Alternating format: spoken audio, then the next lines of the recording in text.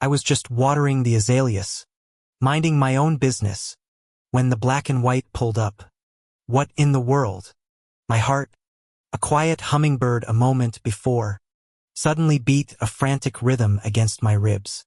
Officer Sanchez stepped out, his expression a mix of professional neutrality and weary skepticism. And behind him, hovering at the edge of my freshly mulched flower bed, was Janet. Her name was Janet, but I knew what she was. Karen. The kind with the asymmetric bob and a deep-seated belief that every minor inconvenience was a personal assault on her suburban kingdom. What did she do now? I just stared at her, then back at the officer, and a cold dread began to curl in the pit of my stomach. "Ma'am," the officer began, "we received a report of a possible squatter at this address." "A squatter?" I asked, my voice cracking with disbelief. My hand, still holding the garden hose, trembled. Was this real life? Janet, her arms crossed and a triumphant smirk on her face, finally spoke. "Yes, officer, that's them. I've been watching their every move for a week. They just appeared out of nowhere. There's been a contractor's van here all week, and they haven't so much as put up a welcome mat. It's so obviously a squatting situation. It's disgusting. This used to be such a nice street. Don't you see how suspicious they are? What respectable person moves in on a Tuesday without a single moving truck?"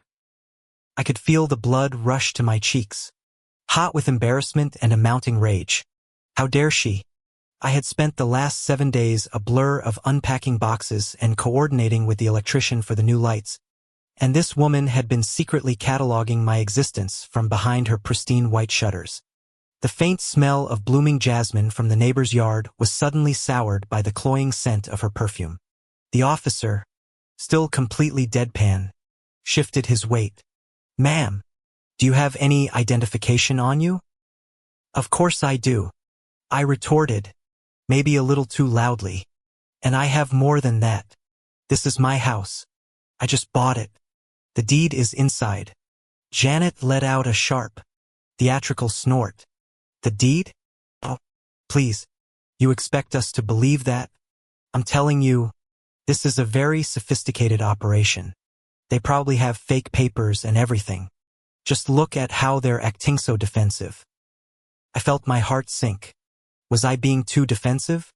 My mind raced, searching for the right words.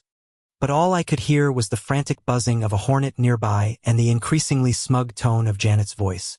This was so absurd. My dream house, my first home, and this woman was trying to have me arrested for living in it? A cold, clammy feeling washed over me. The officer's eyes were still on me, but they held a new kind of look, one that said, "Just get this over with." I couldn't breathe. This wasn't just about an accusation anymore. It was about my credibility, my place in this community, and the sheer audacity of this stranger. "Okay," I said, my voice barely a whisper as I dropped the hose. The cool water splashed onto the concrete. Tiny, useless rebellion. "Okay, officer. I'll get it." I turned and walked toward the front door, the officer's footsteps following a few paces behind. I didn't dare look back at Janet, but I could feel her eyes, sharp as little daggers, burning into my back. My front door, a beautiful pale blue I had just painted, felt like the entryway to a jail cell. My own home, which should have been my sanctuary, felt like a trap. I fumbled with the key, my hands shaking so badly that the brass key scraped against the lock. Finally, turned, a satisfying click. Inside, the cool air hit me, a blessed relief.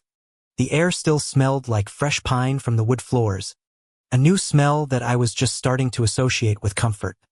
I went straight to the kitchen counter where I'd left the accordion file, my mind replaying every accusation she had made. The contractor's van, the lack of a moving truck, a truck that had, in fact, delivered my furniture 3 days earlier. Had she not seen it? Did she just choose to ignore it? Oh, the utter gall. I pulled out the crisp, official-looking document, The paper felt heavy, solid. It was the deed, signed, notarized, and a symbol of my hard-won independence. A small smile, cold and bitter, touched my lips. I walked back out, holding the deed like a shield. Janet was still standing in the same spot, a smirk on her face. "See, officer, they're coming back with a prop. It's a fake, I guarantee it." I ignored her and handed the deed to Officer Sanchez. He took it, his movements slow and deliberate. His eyes scanned the title, the address 123 Maple Street, and my full legal name. All the important details I knew were right. The look on his face changed. The weariness was replaced with a hint of understanding. And then, slowly, a flicker of something resembling annoyance. He looked up at me, then at Janet. I didn't say a word. I just watched. The officer, now fully aware, looked from the deed to me, and then to Janet. "Ma'am," he said, his voice flat, "this is a legitimate deed. She's the owner of this property." He handed the paper back to me. "I'm sorry for the inconvenience, ma'am. We get a lot of reports like this." Janet's smirk evaporated. Her face went slack. "What?" she stammered, her voice a reedy whisper. "No, that can't be right. My neighbor said the previous owners moved out for good. She said the house was empty." She said, "I don't care what your neighbor said." The officer interrupted, his voice now a little sharper. "You called 911 on your new neighbor based on what? Exactly? A feeling? You do realize this is a misuse of emergency services, right?" Janet was completely silent. Her mouth opened, then closed, her eyes wide with a mix of shock and utter, crushing defeat. The smugness was gone, replaced by a hollow blankness. The secondary twist, the final nail in her self-righteous coffin, was that the very same contractor's van she had so indignantly reported was from my father's company, the one she had hired last year to install a new gazebo in her backyard. I wasn't just a new homeowner. I was the daughter of a prominent local business owner she had trusted. The officer, sensing the full scope of the karmic train wreck, let out a long, slow sigh. "I'll be on my way now. Good day, both of you." He turned and walked back to his cruiser, leaving us in a charged, silent air. I stood there for a moment, the deed still in my hand, the heat of the afternoon sun on my shoulders, the world spinning in silent awe around a single, humiliated woman.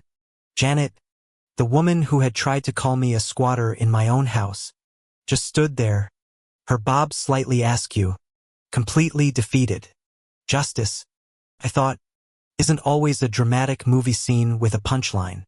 Sometimes, it's just the cold, hard reality of a piece of paper, and the profound, humbling silence that follows when someone's ugly assumptions are proven wrong.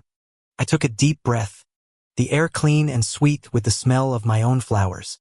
I walked into my house, my home, and closed the door behind me, the sound of the latch a final, satisfying click.